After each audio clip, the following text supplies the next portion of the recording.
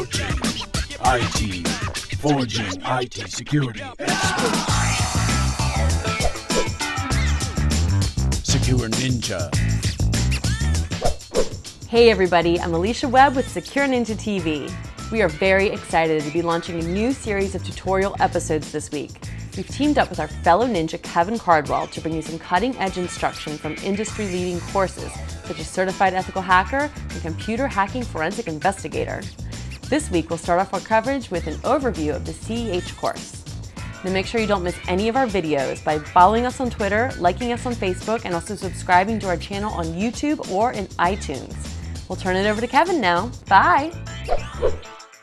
Okay, Certified Ethical Hacker. What we have here is we have the actual course outline. In Module 1, we do an introduction to ethical hacking. That is where we talk about the need for ethical hacking and what exactly does it mean when you say you're an ethical hacker. In Module 2, we get into the actual process that a hacker will use when they're going to attack a target system or a network. We call it footprinting and reconnaissance. And what you want to think about there is that's where we map the network and we identify the targets that we potentially are going to be able to gain access with. Step 3 is scanning the networks. And what we do in scanning the networks is we show you how to take a process and look for live systems. Once you find a live system, you want to start figuring out what's running on that system. And that's done by looking for ports or openings into the system itself. Each one of those ports have an actual service or something attached to it. So what you have to do is you identify that service and then you figure out how you can attack that service.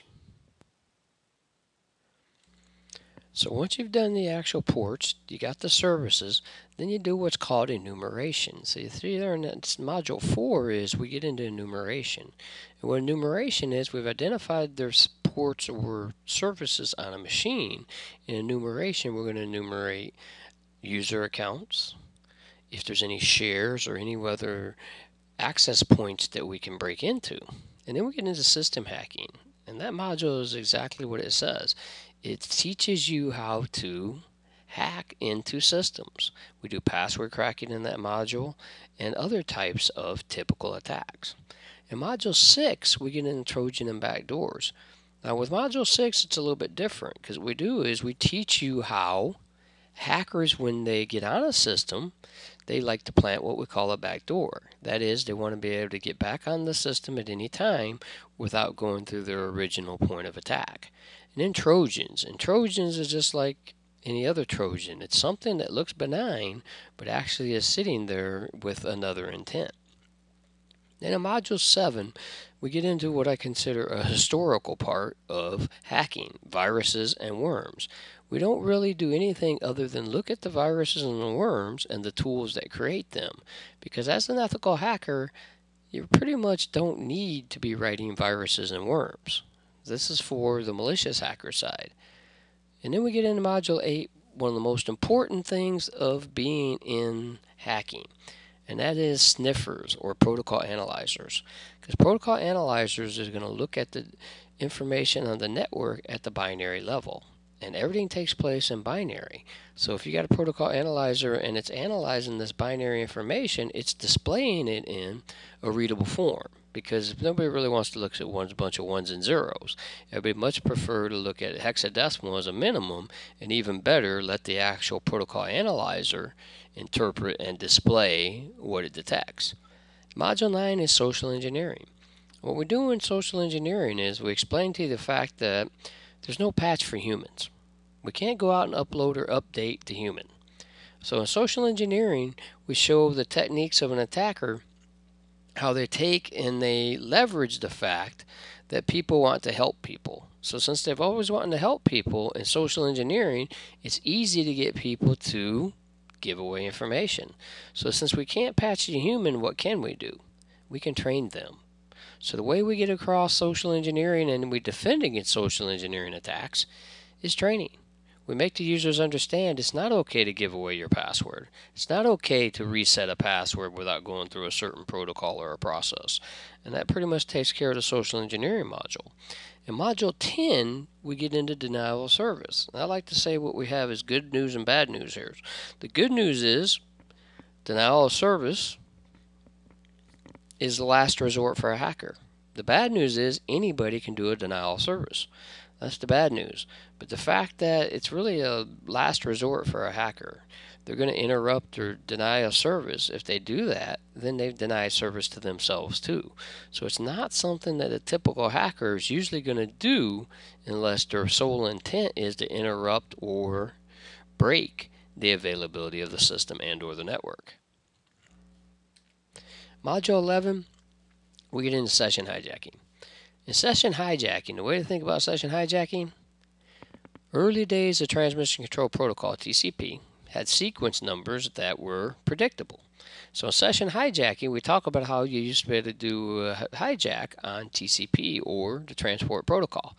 However, today, the modern day systems, it's very difficult to hijack a sequence number. That's because a sequence number, which identifies the session in a transmission control protocol or TCP, is 32 bits in size. So since it's 32 bits in size, that means there's 4 billion possible combinations.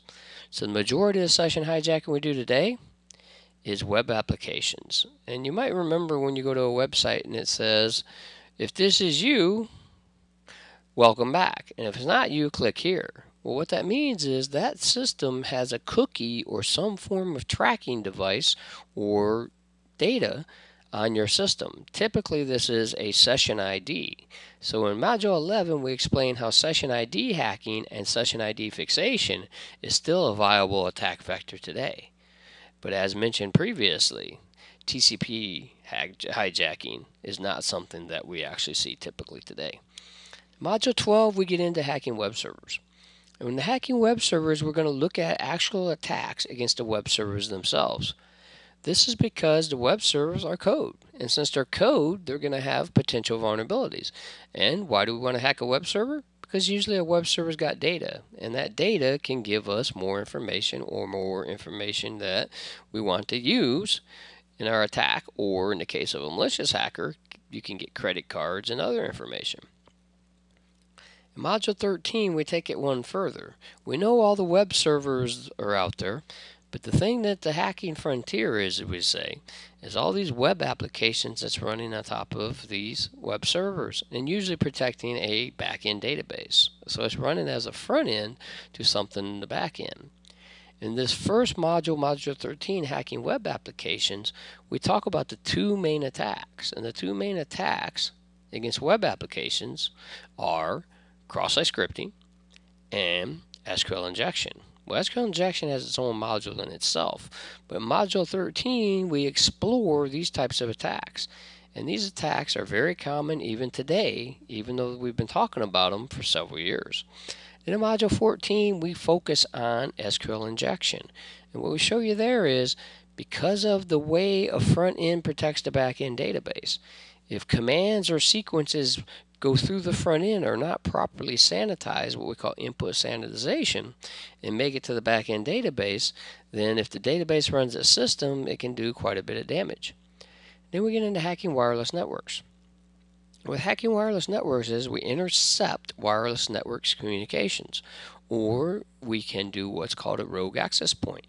That's where we name our access point the same access point as something else, and when we do that, we put in the signal higher than the other signals, and that allows us to have other people connect to us. And when they connect to us, there's things that we can do to attack them. Then in Module 16, we get into a part of hacking that's not always part of a ethical hacking engagement, but it is always part of a malicious hacking engagement, and that is evasion. Evasion, intrusion detection systems, and things like that. So what that is, we know there's going to be defenses in place. We know there's going to be intrusion detection systems in place and those types of things. So what we do in Module 16 is we show how to evade these. Then we also look at firewalls. Not just the firewall types, but the architectures, which is a combination of firewalls and routers and things like that to put in a layered defense to protect our networks. And finally, we talk about the concept of a honeypot. In a honeypot, what we're looking for is traffic. Any traffic to a honeypot is malicious because the honeypot is not known in most cases. Then we get into buffer overflows. And buffer overflow has been around since the beginning of software. So what happens is programmers fail to do what we call boundary checking. So because of failure to do boundary checking, it's easy to input enough information that it overwrites information in memory. As long as we craft where it overwrites that memory to take control of our executable program or code, it will actually run. So that's how we get a shell or a command prompt type of thing in software, because the programmer failed the boundary check, and when we run our attack, we just locate what we call the instruction pointer, which points to the next instruction in memory. When we locate that, as long as we get it to process and run our executable code, it actually returns whatever the payload is. Then in Mod 18, we did a look at cryptography. Not an in-depth look at cryptography, just mainly what you need to know for cryptography from a hacking standpoint. We talk about symmetric and asymmetric algorithms and hashing. And then finally, in Mod 19, we put it all together and introduce penetration testing. And what's important to note is penetration testing is just one component of security testing. So think back to our scanning methodology in Module 3. We're going to look for live systems, we're going to look for ports, we're going to look for services, we're going to do enumeration. Well, part of that enumeration is we're going to identify vulnerabilities. So when we identify vulnerabilities, what do? We look for an exploit to see if we can validate that vulnerability. That is penetration testing.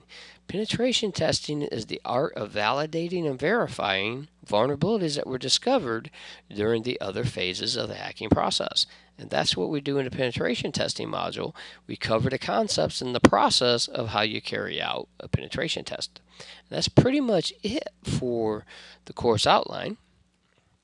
Here's the certification program for you, showing you different things. As you see there, Certified Ethical Hacker is usually the first training certification you take as you progress through the different security training offerings that are available. Here's exam information for you. It's actually 150 questions. You have 4 hours to do it. It's a difficult exam. It requires extensive knowledge of these core modules within the Certified Ethical Hacker. So what does CEH teach you? Teaches you defense, security, firewalls, IDS, those types of things. Then it teaches you ethical hacking, which teaches you the bad guy. And the bad guy is denial of service, Trojans, worms, viruses, social engineering, password cracking, session hijacking, those types of things. And of course, buffer overflow. It is not a network security training program. It is not a security analysis training program. It's not a security testing program. So what is it? It's a 100% network offensive training program. So what that is, it's teaching you the tools of the hacking community. It teaches you 100% offense training and not defense. Okay? It's extremely fast-paced, and you have to understand there's a lot of labs, a lot of different things, and what we do is we will show you the labs that usually relate to the topics that we're studying and can be understood and are relatively quick to complete. We have a live hacking website for you where you can go targetcertifiedhacker.com. And all we're going to do now is we want to get to the point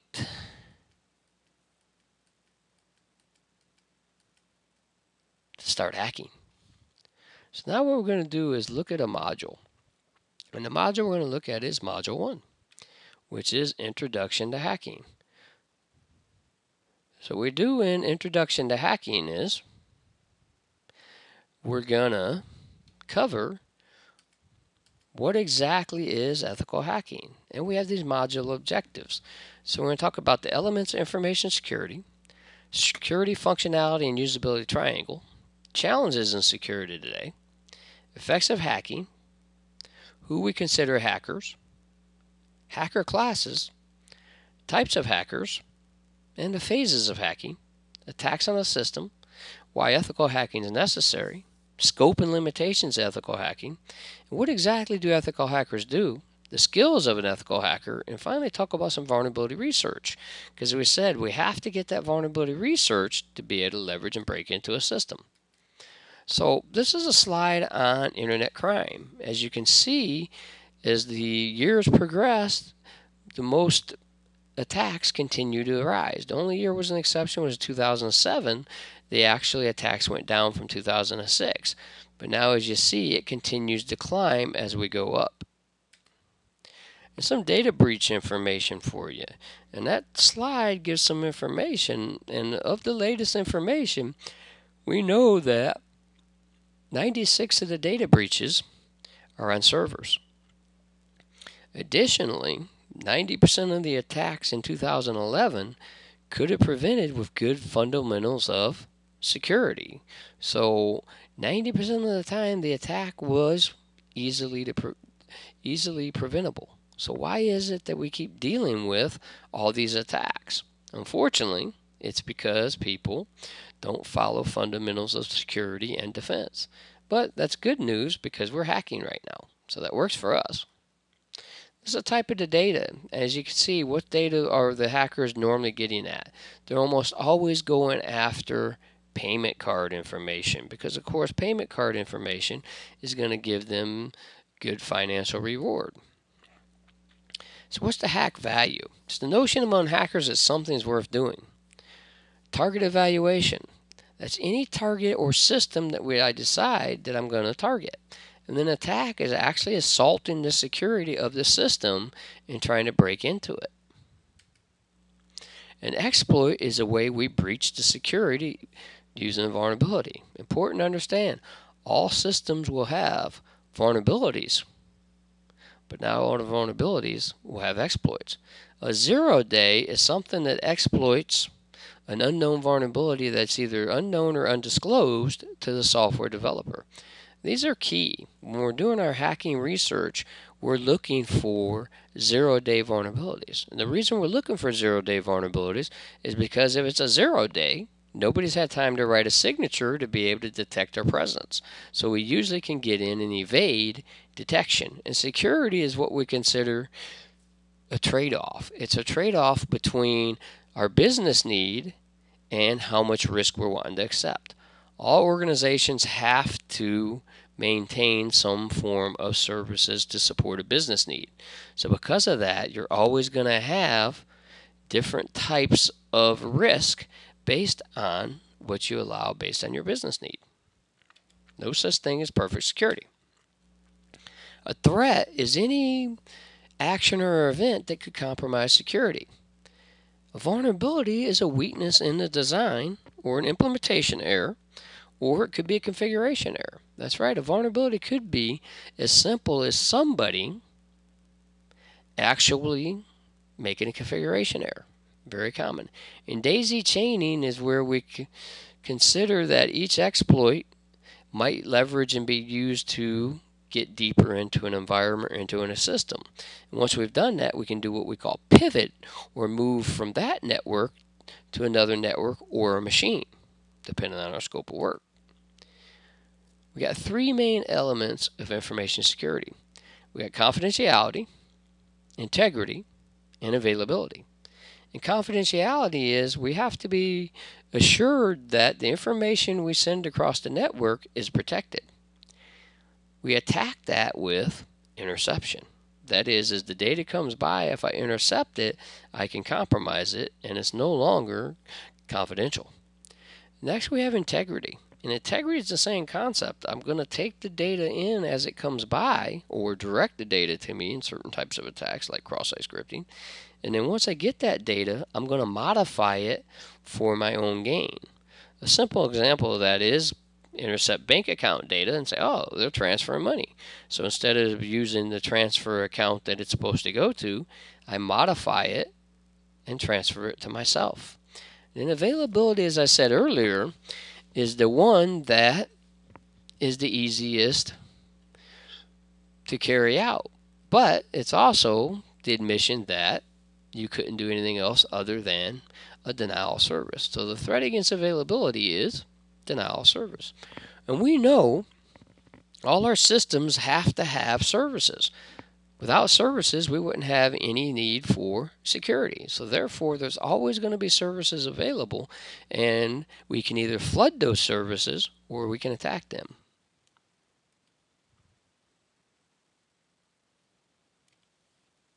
And we attack integrity with modification. That is, we have the information come in and we modify it from its original form. Another component is authenticity. And authenticity is we have to identify that somebody is or contains some form of access credentials. And typically what it is when we authenticate, we have to provide some form of credentials. Once we authenticate, based on our level of authentication or our credentials, determines what we call our authorization. And an authorization, once we authenticate, we're on the system. And authorization, it gives us a token that provides us with what level access we have to the system. A security access token is what it's sometimes called. Non-repudiation. Non-repudiation refers to the fact that I cannot deny the authenticity of a signature if I signed the document with my digital signature. So a non-repudiation, I'm saying I can't deny sending something. So this triangle here gives you an idea of what we're looking at. We know security is restrictions, functionality is features, and usability is your user interface. So anytime we move towards security, we have less usability and less functionality in most cases. So again, those are the types of things that we're doing. So the more features we add, the more usability we have, but we also have weaker or more risk to our security. Here's some of the challenges in security. Compliance rules. Some of you might have heard of PCI DSS, HIPAA, those types of things. All these are security challenges because we know it's there and we can break in and hack that, because just because you're compliant doesn't mean you're not vulnerable. Okay, so our top security challenges here. There's a lot of sophisticated cyber criminals out of there. But the biggest problem with the attacks today, anybody could carry them out. So that's the problem. All I have to do as an attacker to carry out the attacks today is download a tool. So I can download a tool that's automatically going to go out, scan the network, look for weaknesses in the network, and exploit them. So it's what we call point-and-click hacking. And that's really the bad thing today is we have a lot of point-and-click hackers out there. All right? We know we've already talked about zero-day exploits. We've mentioned some things about the different types of social networking and social engineering, those types of things. So these are all concerns. So what's the effect of hacking? Damage. Malicious hackers usually are trying to damage or theft. They're trying to obtain something. What's it do to business? Well, the more a business gets hacked or the more challenges a business receives from internet, the less time the business can focus on its actual business need. As we see there, we're running about $2 million per year loss in business. So who's a hacker? Because of the sophistication of the tools, anybody could be a hacker. All they have to do is download the hacking tools and then run them. And a lot of the tools are point and click. Well, it gives us black hats. Usually people who are malicious or destructive can be considered a black hat. A white hat is somebody who uses their offensive skills for defensive purposes. We also call them a security analyst. Gray hats are somebody who rides both sides of the fence. And then finally, suicide hackers are the ones that's very difficult to prevent. But they don't care. They don't care about what happens to them. That's why it's a suicide hacker. They know they might get caught. They don't care. All they want to do is cause or wreak havoc. Hacktivism. Hacktivism is a term that's been around for a long time, but it's getting a lot of press anymore because of Anonymous, LustSec, and those types of people. Each one of these groups consider their hacking is for a cause. So since they're hacking for a cause, they feel that they don't have to answer to anybody. They're doing it for the need. It's the need of the society that their hacking's got a message. So what do hackers do? This slide here gives you a nice indication of a methodology. There's many hacking methodologies out there. So we got reconnaissance. Reconnaissance is where we're going to grab everything we can find about the target without actually sending information or attacks into the target. The next phase, scanning. Scanning is when we send the actual attacks into the target, is in the scanning phase. Remember in scanning from our module scanning introduction earlier, what did we say? Scanning is used to find live systems, ports, services, and then we look for, that's it, we're looking for enumeration, user accounts, those types of things, shares, and then we try to identify vulnerabilities. So once we enumerate and we get enough information to identify vulnerabilities, we're ready to attack, and that's gaining access. In gaining access phases, we're going to gain access. We might have to do a buffer overflow. We might gain access because anonymous FTP is enabled. All these different types of areas that we have to be able to get in have a capability to give us access to the system and or the network. Then once we're in, what are we going to do? Well, we need to maintain access. Maintaining access is planting that back door, planting that Trojan, planting ways that we can maintain access and come back and attack, but not have to go through the same way that we went through originally. And then we got covering tracks. And covering tracks is pretty much what it says. Covering tracks is we're hiding. We're hiding our presence. So as we said, we seek to gather information in reconnaissance, and we know our targets, and we're going to exploit them if possible. We got passive reconnaissance, which we're just going to acquire information, search around the internet, public records, those types of things. And we got active reconnaissance, where we might make a call or contact the help desk and ask them a question. Easy thing to ask them. Yeah, this is Bob from XYZ company, and we're doing a survey. We want to know how you like Server 2008. If they come back and say, well, we don't have Server 2008 yet. There you go. We got one thing eliminated off your list. So again, these are all methods of how a hacker would go about their business. As we talked about in scanning, the main things were live systems, because I don't know of any hacker yet that can attack a system that's off.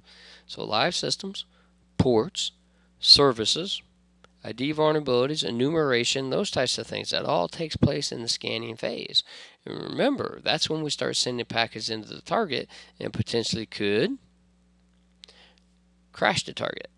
So here we go, gaining access. We can do password cracking, we can do buffer overflows, we can do session hijacking, web-based session hijacking today. These are the types of things we can do to gain access. But how do we maintain access once we get there? Maintaining access is we have to plant something on the system because our original vector of attack could crash. The administrator could come and say, oh, I see some type of activity here. And by doing that, they identify, oh, look, something's happened. We've been compromised, right? That's all part of maintaining access.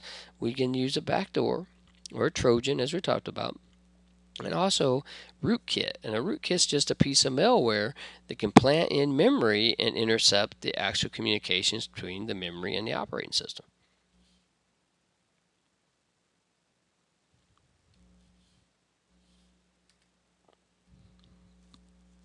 And there's our covering tracks. So what do you typically do when we cover tracks? Logs. We try to mangle or delete the log files, and sometimes mangling the log files is just as good as deleting them, because if I mangle it and they can't read it, it's not in a readable form, it's the same. So what types of attacks do we have on a system? We have operating system attacks, which was attack directly against the operating system. Misconfiguration attacks, which we talked about earlier, that is, somebody made a mistake configuring something. We have application level attacks. That is, we can attack it at the application level. And then finally, we have shrink wrap code attacks. That one might be a little tricky for some of you, but in shrink wrap code attacks, we know people are going to use libraries and routines. Different types of attacks on the system, right? Understand that all the attacks have a certain method or protocol they follow to be able to get access into the system, if that's the goal. Some of these attacks won't even do access into the system. All they're trying to do is test the system. So the operating system attacks, right? We know operating systems have vulnerabilities. It's not helped by the fact that operating systems are getting larger and larger. Last count, I think somebody said 50 million plus lines of code. And that's just too many. We measure bugs in 1,000 lines of code, not million lines of code. So that's a challenge. So we got buffer overflow vulnerabilities. We got bugs in the operating system. And the one that frustrates me most is unpatched operating systems. So here we might know about this patch for a long time, but we don't patch it. Well, we got to test it. We got to do those types of things. That's fine. But if you can't validate and verify that it's protected, then what you should do is isolate it. We've been talking about network isolation and segmentation for 20 years. Unfortunately, people don't do it or they forgot. So what you do is you take these machines that you know you can't fix because there's either a legacy application on them or some other type of thing. Well, what can you do? Do you just give up? No, what you do is you go in and you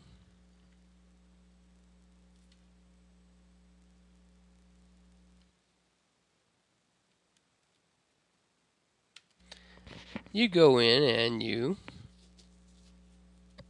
isolate them. That is, you put them on their own network segment or use a VLAN. That means if I compromise them as an attacker, I can't go outside of that isolated segment you put them on. That's a very powerful way to avoid a lot of these attacks. Remember the data breach report. 90% of the attacks could have been prevented with just good fundamentals of security. Application levels attacks. Most common one to think of is Adobe. Adobe's a target. Why is it a target? Because Adobe runs on so many different platforms. So if I can get an attack or an exploit to go on multi-platforms, then I'm doing pretty good. Shrink wrap code attacks. As I said, these are libraries. So rather than write all our code or reinvent the wheel, what do? We use other libraries. So what this attack is, if I plant malicious code inside the actual library file, then every time somebody goes and updates their tool or installs their tool, they're going to have the bug. Misconfiguration attacks should be pretty much familiar with everybody. You understand in misconfiguration, somebody made a mistake. Cut and dry. As long as they know the configuration or have guidance on the configuration and they misconfigure it, they've made a mistake. But people are human. But it's important to realize that the rest of the story is they made a mistake. So why is ethical hacking necessary? Well, it gives you that mindset of an attacker. And that's the most important thing that I think a lot of people forget. If you really want to protect yourself and defend against your network from a hacker, what do? You put yourself in the mind of the hacker. And that's kind of what ethical hacking does. It creates vulnerability testing, security audits, not the actual vehicle themselves, but it captures what we call that desire, that motivation, those types of things. So because of their marketing and the way they set it up, it makes it much easier. Defense in depth strategy, and what's that strategy? That strategy is putting as many layers between us and the untrusted internet as possible. And how do we counter the attacks? Well, that's part of ethical hacking. We talk about ways to counter different things. And this chart here shows you defense in depth. As you see, we start off with policy, procedures, and awareness. So that's the most important thing. As you look at that chart right there in that graphic, what do you see? You see pretty much what I almost consider rings, like a status type thing. And number one is policy, procedures, and awareness. Because they can't sit down and tell us what services they allow and what they disallow and those types of things. They're an ad hoc security organization. So it doesn't matter how big you are, a lot of people have faced the same types of problems. So what's the limitations and scope of ethical hacking? It's a risk assessment audit. Best practice is good governance, right?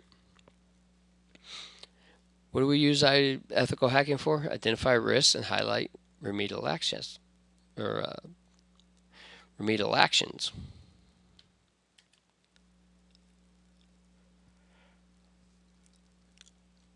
So what do ethical hackers do? Right? We try to figure out what an intruder can see if they externally attack us. We also do internal assessments to see what could happen if they got internal. Right? So that's really the main focus when we set up these types of rules.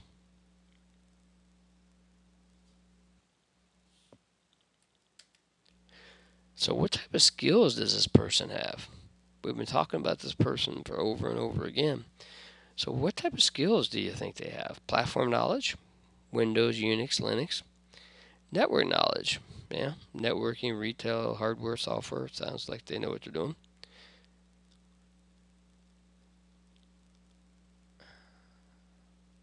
No, just security knowledge, knowledge of security areas and related issues. Technical knowledge, high technical knowledge to launch sophisticated attacks.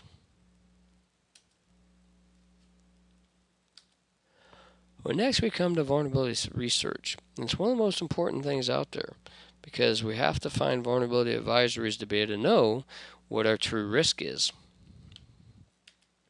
Here's some websites for you: US CERT, SecureNinja, National Vulnerability Database, and SecureTeam. Gives you the capability to show your product or your concept to a global audience. Here's some research websites for you. Security Focus puts out the bug track. So if you get bug track ID or anything like that, that's Security Focus that puts that out. Some more vulnerability websites for you. So as we said, what is penetration testing? It's evaluating the security of information system or network, right? It helps the more knowledge you know about the system because you can do different types of things you can't do when it's a pure black box approach.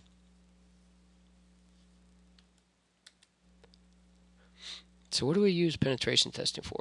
We use that to identify the threats facing the application or organization's information assets. We reduce an operational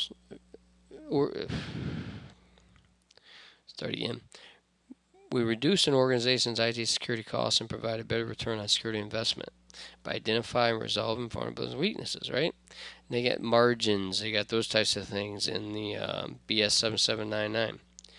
Focus on high security vulnerabilities, emphasize application level security issues, right? And then start looking at network traffic because the network traffic never really tells a lie. If I'm in the network, I'm in the network. I mean, if you go encrypt, still part of the communication is through a bridge for EC Council. So a lot of people just go into an office and participate in the meeting.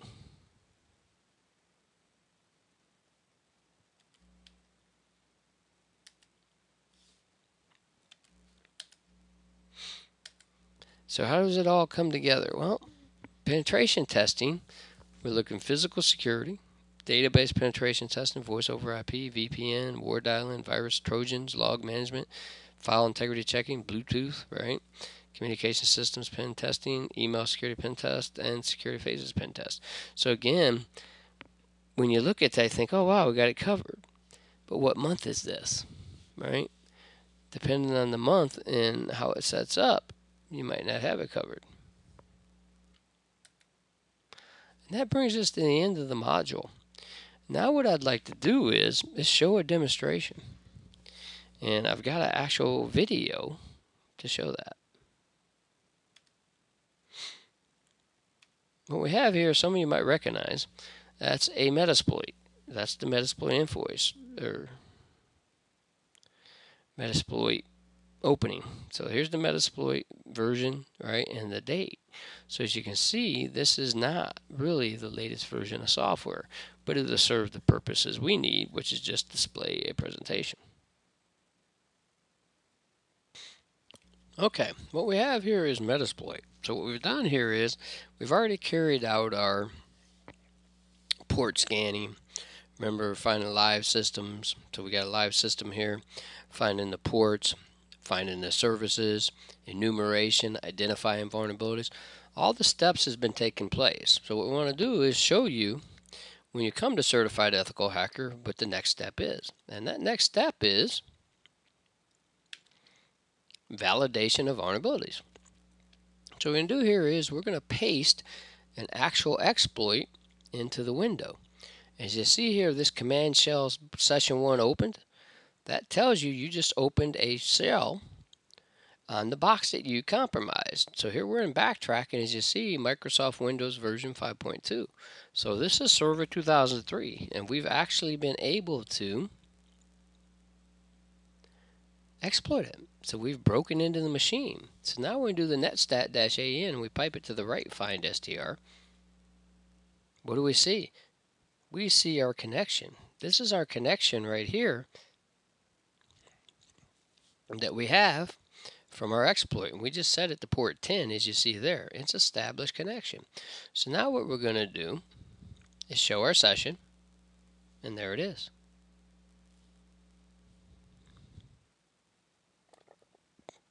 Next thing we're going to do is we're going to turn on the firewall. So what we do here is we go to turn on the firewall. There's the Windows firewall. I'm going to turn it on.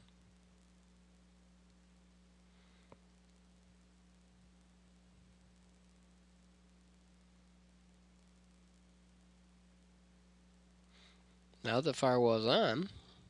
We're showing all the different targets against the box.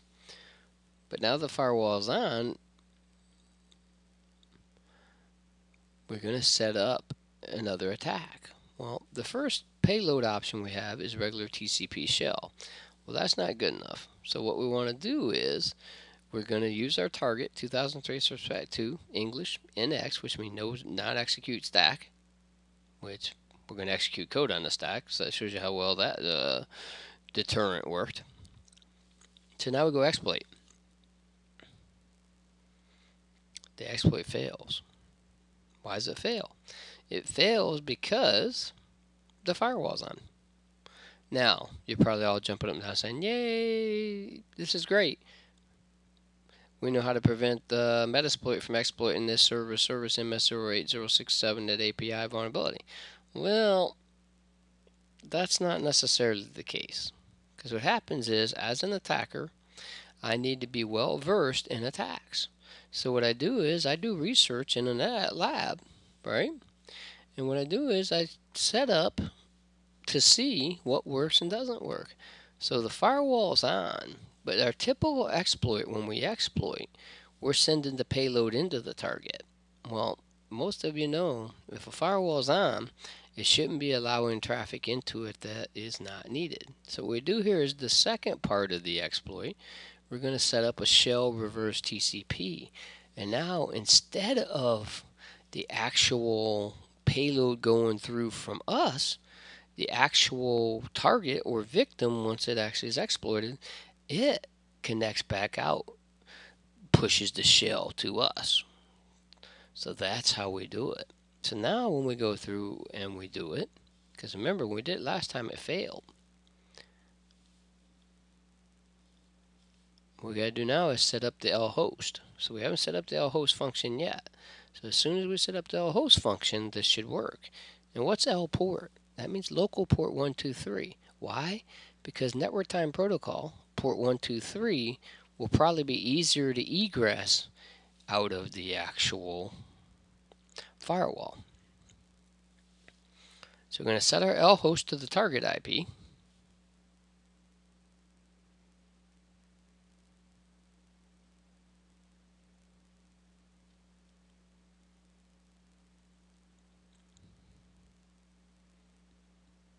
That was just making sure and verifying the IP. Now, set it to the target IP.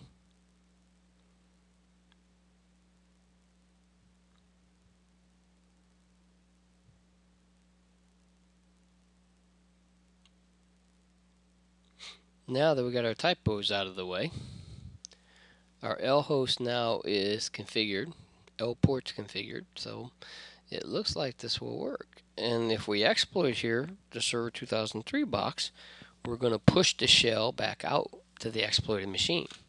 So as you see here now, we've done it, and look what happens. As soon as we set up a reverse shell, even though the firewall is on, right there it is, we have the actual machine itself. So very powerful. Even though the firewall is on, we can still go through it. And as you see there, there's my port 123, which is network time protocol. That's the port being connected and used in this session. So we effectively now can send any type of audio or anything else over this connection because we know a way through the firewall. And this shows you the configuration of the firewall, those types of things. And that's pretty much what we want to do in the overview. So if you come to the course, we would do these types of things on a quite regular basis. You'll do additional labs. The regular certified ethical hacker doesn't have the additional labs and everything that we've created to help enhance and make the added value for the course.